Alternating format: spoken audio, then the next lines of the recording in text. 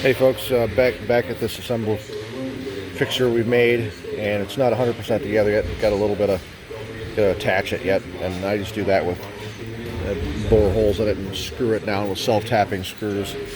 But you know, all the parts seem to fit in well, and that one stays in place. It's encapsulated pretty well. And this is the bottom part here, drops right in. This is the top part, drops right in, stays in place. Won't spin around basically when the assemblers are putting these things all together. That's our problem before. We were having these parts catch on the nut runner and they'd pull it up and go to the next fastener. Excuse me, it'd pull the whole part up out of the fixture and spin.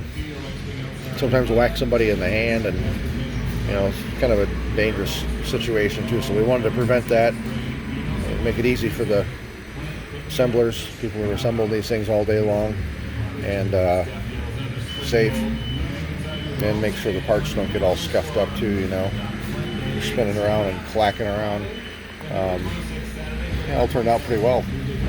This is where it got away from me once and popped up out of the pattern. Pretty nasty little router bits, so if you're going to do this, I suggest maybe use router bits that are more than 2 flute, maybe 4 flute, 6 flute. You're still going to have problems with chip evacuation.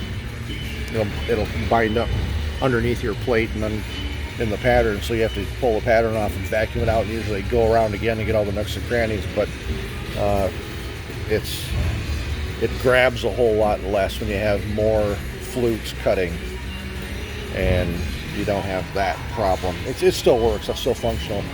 It's just a matter of, you know, we wanted it to, you'd have tons of time in this if you use the mill and set up each pocket and try to drill it, and you wouldn't be near as accurate, and it wouldn't look as good.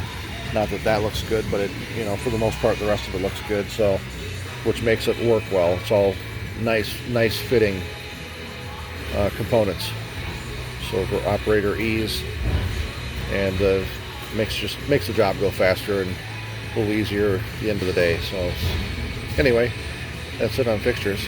Good luck if you're building them, and you know, there's a lot of ways to do things out there, so don't be frustrated if you're trying to make a assembly jig or a machining jig.